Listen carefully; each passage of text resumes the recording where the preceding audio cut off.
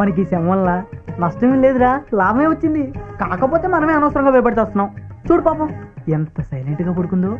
ఇంకో 4 రోజులు ఉంచుకోరా, లాభం నష్టమో తెలుస్తుంది. మామ ఈ పోగాడు ఏమన్నాడో తెలుసా?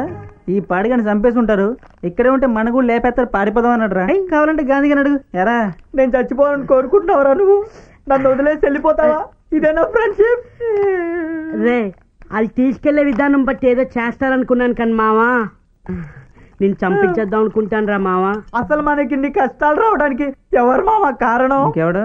ఈ బ్రోకర్. అదిగో మళ్ళీ నన్ను అంటున్నారు, నాకు కోపం వస్తుంది. ఇప్పుడు అవన్నీ అవసరమా ఏంట్రా? అయితే ప్రతిదాన్ని నన్ను అంటున్నారు. మరి నువ్వు కాదా దరిద్రపు సలహాలు ఇచ్చి సమర్థించుకుంటే నీ నన్నే కొడతావురా? ఈ రోజు నా చేతిలో చచ్చిపోవరా? ఈ శవం పక్కన ఈ శవం పడుకోబెట్టకపోతే నాకు పోగే కాదురా.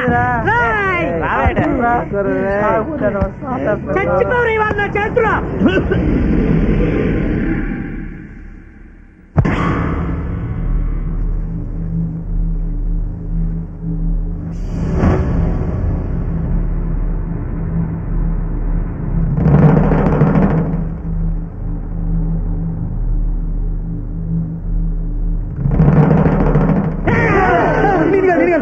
ఏమైందిరా?